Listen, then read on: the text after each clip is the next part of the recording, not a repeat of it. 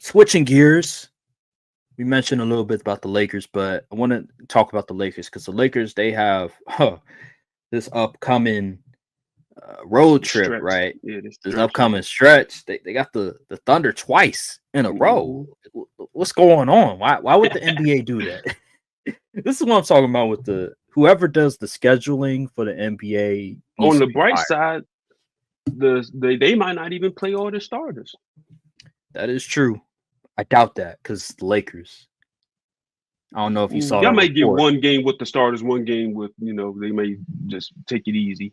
I don't know if you saw the report that came out about JJ Redick. He had his analytics department do the Nasty numbers work. on just all the teams that when they play the Lakers, the player like when the players are available coming off injury, and it is believed that the Lakers are number one when it comes to opposing players being available to play against the Lakers. So I mean, good. I Y'all get I as doubt. much media coverage and hype y'all get. That's what it's all about.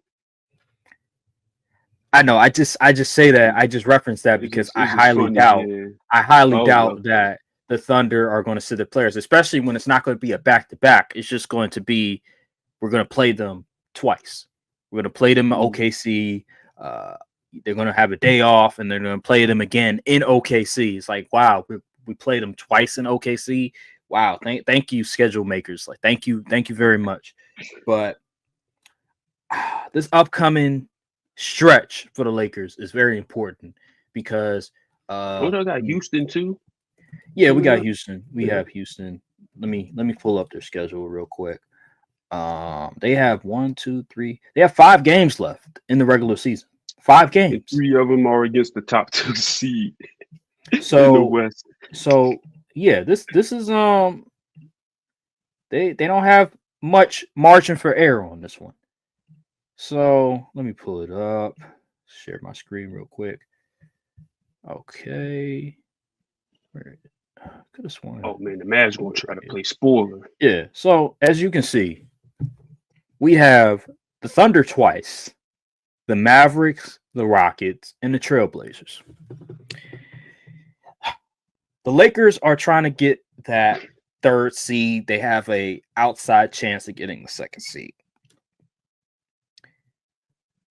I'm afraid that with the way things are going in the standings, that they could potentially fall out of the third seed and have to go into either the fourth or the 5 seed. Now, I do believe worst case scenario is they'll get the 4 seed because they have so many tiebreakers. They have the Warriors tiebreaker. I believe they have the Denver tiebreaker. Um, they just have so many tiebreakers with different teams, which is good. Do They're you gonna have to really go want to four play and the one. Clippers first round though? They're gonna have to go 4-1. They're gonna have to go 4-1. I'm not afraid of the Clippers because we did a number on the Clippers the last time we played them. I'm not afraid of the Clippers. We had we went we have to go 4-1. The only loss should be against the Thunder. Like we have to go 4-1. Well, I'm here to see the Lakers collapse, so I'm I bet rooting I bet for you I bet you zero do. I zero bet you five. do. But I we all bet you know that do. ain't happening. But Bet you it's going to do. be an interesting stretch. I think we're gonna see some. We're gonna learn some things about this team. Some more things about this team.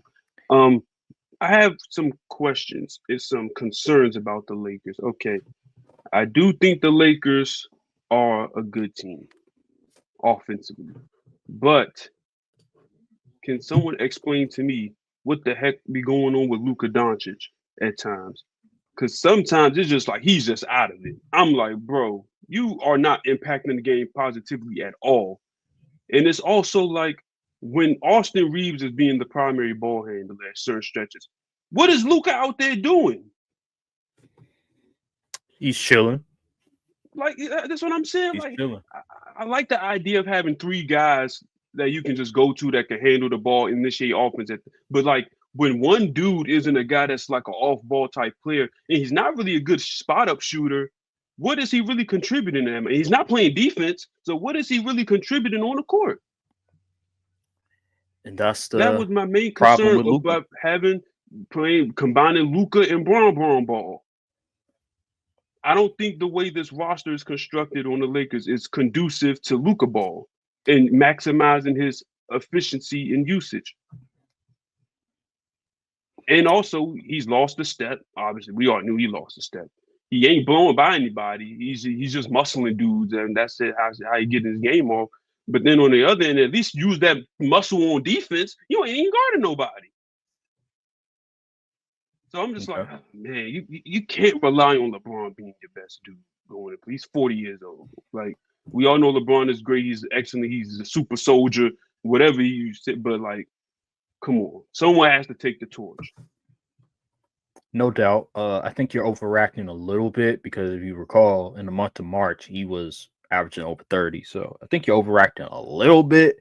But I do understand your concern. You are right in the sense that when Luka doesn't have the ball, what is he doing? Like he's not cutting, he's not setting screens all that much. So what is the point of him being on the floor? I understand that. You're absolutely right.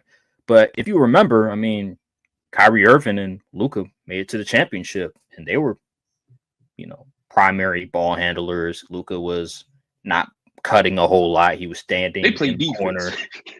No, they do. I mean, the Lakers, they play some defense too. The problem with the Lakers is size. That's the problem. Like, they don't have a lot of size, and that's going to hurt them in the playoffs. Overall, they're not going to be able to fix something like that. So they're going to have to wait until the offseason to address the center position. But I believe the Lakers will be fine. I just think that OKC is going to be their kryptonite because OKC has everything. What the Warriors game showed me is why the Lakers are not going to be OKC.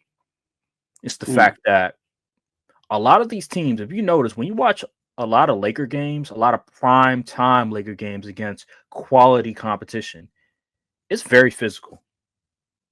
I can't think of another team where the opposing players are just so much physical.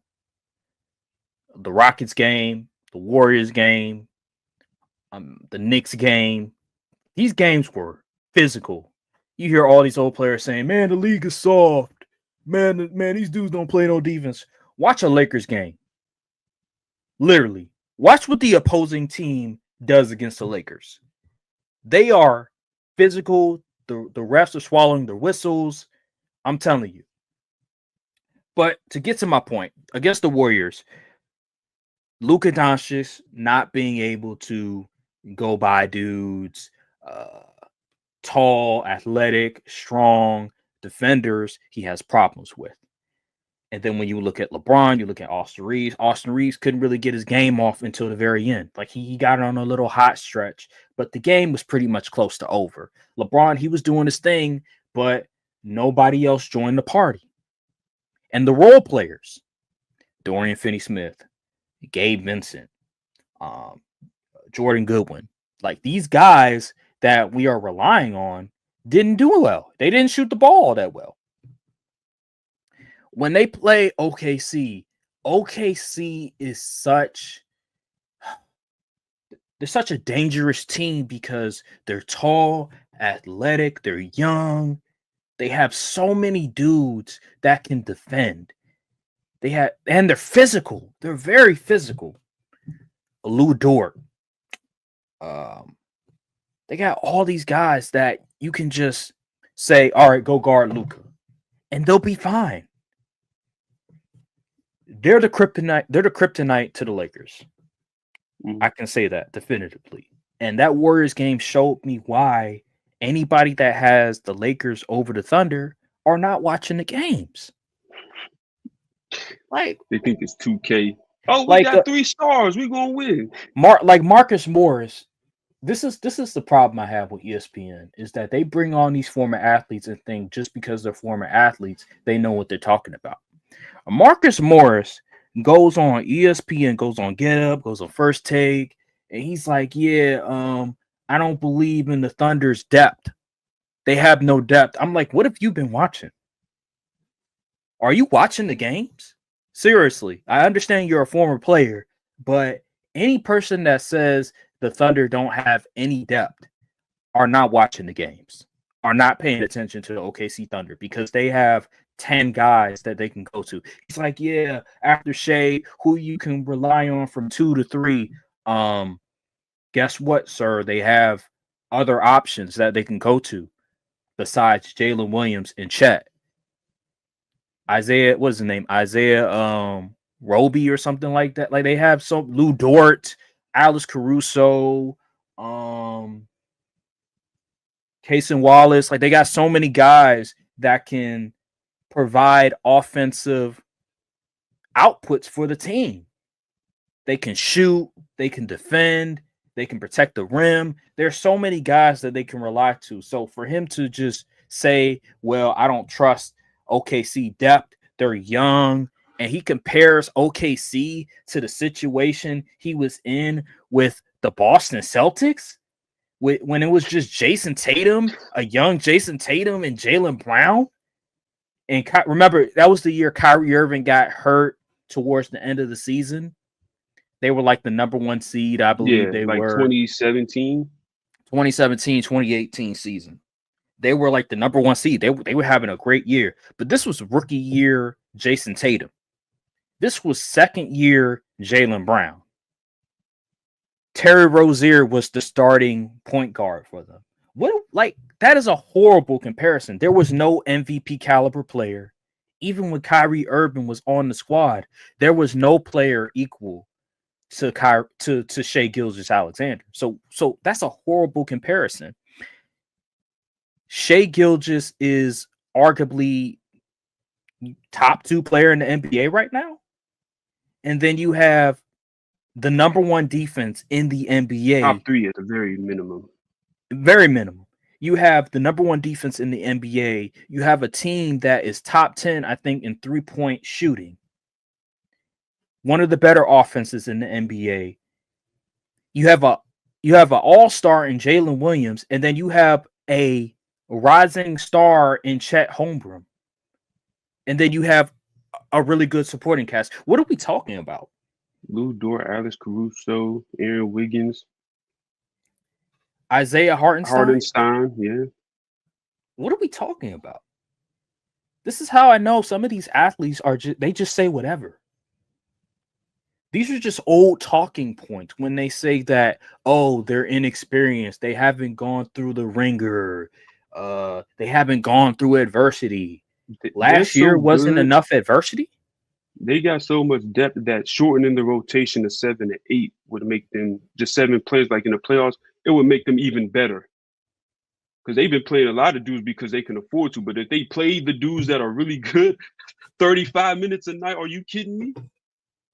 And they're going to have home court the entire playoffs, and their home court is rocking. OKC is still one of the few fan bases in the league that really show out and still get that energy.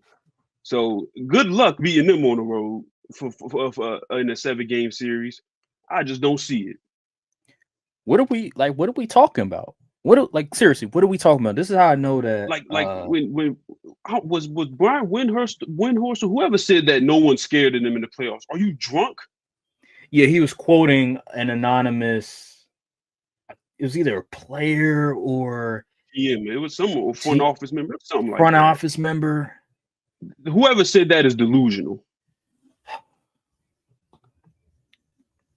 But yeah, man. OKC, when we get to the playoffs, before we get to the playoffs, like right when the regular season ends, I'm going to give my prediction on who I think will win the championship. But we need to take OKC serious. We need to take OKC. Yeah. We need to take OKC serious. They're a danger. They're a danger. They won 60 games, bro. Like they won 60 games in the West. Stop it. Like relatively easily. They out there having fun. Well, yeah, man. Like this is who the Lakers have to go up against, and it's not going to be pretty for them. It's really a 3-team race. I'm gonna be honest with you. Throughout the entire league, it's a 3-team race. Literally, it's just one of them years. What's crazy? Like people want to hold on to something when the evidence has just been right in front of you the entire year. This isn't like the NFL where you could have the Lions running the table the entire year, then boom, the Commanders. You know what I'm saying? Like I don't think it's going to happen like that.